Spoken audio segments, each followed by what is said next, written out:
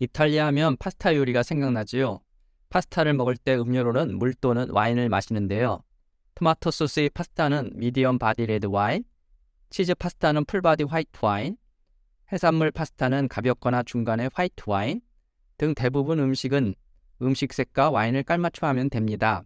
이탈리아 와인은 대부분 산도가 높기 때문에 시고 감칠맛 나는 토마토 요리와 잘 어울리는 것 같습니다. 이탈리아가 삼면이 바다로 둘러싸인 지중해성 기후임에도 이탈리아의 거의 40%가 산과 완만한 언덕으로 덮여 있어 고도의 효과로 와인이 산도가 유지되니 다행입니다. 이탈리아의 북쪽에는 알프스 산맥이, 서쪽에서 동쪽으로 프랑스, 스위스, 오스트리아와 자연경계를 이루고 있으며 이탈리아 내륙에서는 북쪽에서 남쪽으로 종단하는 1200km의 긴 아펜니노 산맥이 동서지역으로 양분합니다.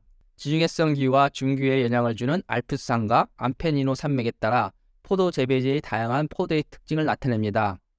피에몬테, 알토 아디제, 폴리우리 베네치아 줄리아, 베네토 등 주요 산지가 있는 이탈리아 북부 지방은 비를 막아주고 고도의 냉각 효과를 주는 알프스 산맥과 내륙 지방을 온화하게 해주는 포강, 그리고 가라다고스가 포도 재배를 위한 중기후에 영향을 줍니다. 한편 베네토같이 바다와 인접한 지역은 강우량이 많아 진균성 질병이 문제가 됩니다. 오늘은 이탈리아 북부의 피에몬테 지역을 살펴보겠습니다. 피에몬테가 산이 발치라는 뜻으로 알프스 산맥의 구릉지대로 대부분 150에서 400m의 산 중턱에 포도 재배지가 있습니다. 비와 북풍을 막아주는 알프스 산맥의 영향을 받고 포강이 기후를 완화시키고 아펜니노 산맥이 바다의 영향을 차단하여 피에몬테는 온화한 대륙성 기후를 가집니다.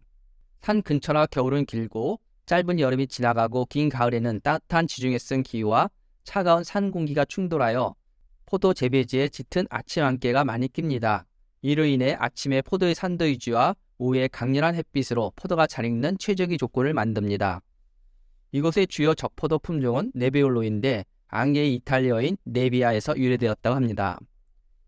네비올로는 피에몬테의 대표적인 적포도 품종입니다. 네비올로는 앙게를 닮아 피노누아처럼 색이 엷으며 붉은 과일 풍미를 가집니다. 포도 껍질은 두껍고 10월 중순에서 말까지 천천히 익는 만생종으로 높은 산도를 가지며 피노누아와 달리 타닌도 매우 높습니다. 이러한 높은 산도와 높은 타닌으로 네비올로는 장기간 숙성을 합니다. 네비올로 포도 품종으로 경쟁하는 두 유명 인접 산지는 바롤로 DOCG와 바르바레스코 DOCG입니다. DOCG 표시는 일반적으로 병목을 두르는 테이프에 표시됩니다. 참고로 DOCG는 이탈리아 와인의 최고 등급을 말합니다.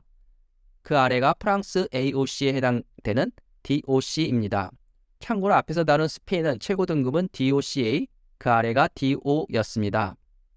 프랑스 와인 등급을 잘 숙지하면 다른 나라의 와인 등급은 기계적으로 적용됩니다.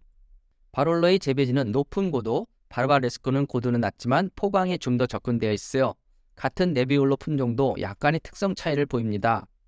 바롤로 DOCG는 300에서 500m의 높은 고도의 가파른 남양 경사지에서 네비올로를 서서히 익혀 연한 루비색의 높은 산도와 타닌, 무거운 바디 레드 드라이 와인을 만듭니다. 특히 바롤로는 산미가 강하여 신체리, 허브, 때때로 말린 꽃의 진한 아로마를 갖습니다.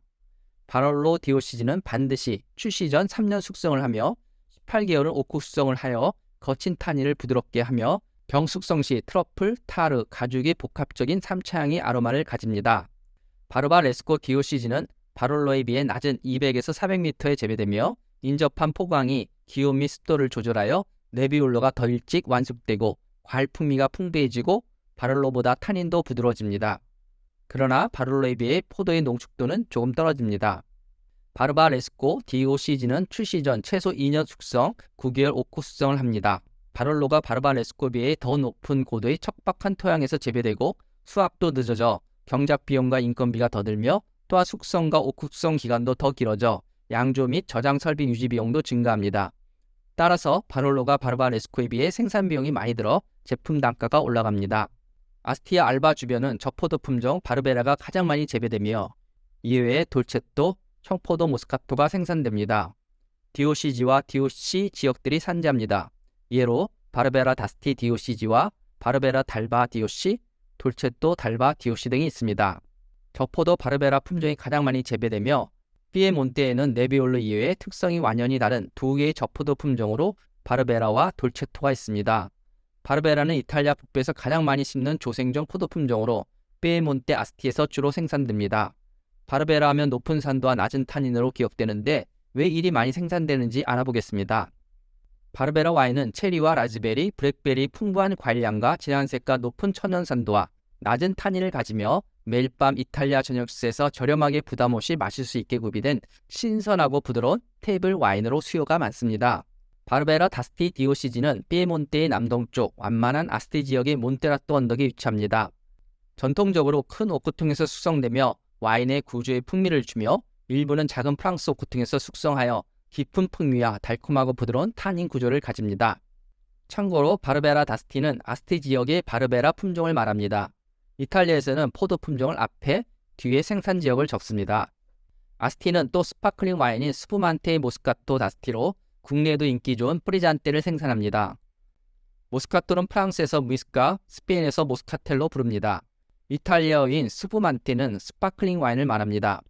반면 프리잔테는 이탈리아어로 약간의 거품이란 뜻으로 엄격히 말하면 스파클링 와인이 아닙니다. 통상 이 EU 기준의 스파클링 압력은 최소 3기압의 압력을 가져야 합니다. 예로 샴페인은 6기압을 가집니다. 아스티 스푸만테는 4에서 5기압이며 알코올은 6에서 9%입니다.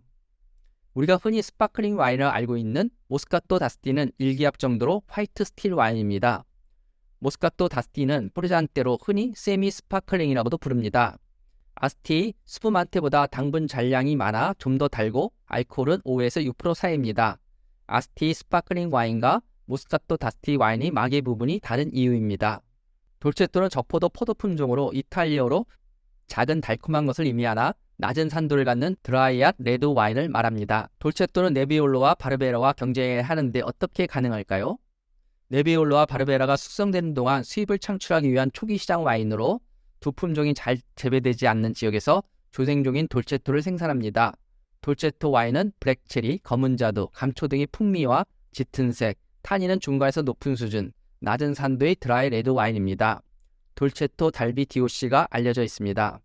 다음은 가비 DOCG에 대해서 말씀드리겠습니다. 피에몬테 남동쪽에 위치한 가비는 밀라노로부터 100km, 지중해로부터 30km 떨어진 인접한 곳에 구불구불한 언덕에 위치하고 있습니다. 서부 및 중부 알프스는 비와 부풍으로부터 보호해줍니다. 특히 언덕의 고도와 더운 여름에 바다로부터 부는 시원한 미풍으로 가비는 화이트 품종인 크로테제가 천천히 익어 높은 천연산도와 섬세한 꽃다발, 사과, 배, 레몬의 신선한 과일 아로마를 가진 가벼운 화이트 스타일 와인을 만듭니다. 오크 숙성은 하지 않으며 스테인리스 스틸통에서 선택된 효모로 발효하고 필요시 와인을 효모 앙금 적기합니다. 가비 마을에서 재배되는 꼬르테제 포도 100%로 만든 와인에만 와인 레이블에 가비 디 가비로 표시할 수 있습니다. 감사합니다.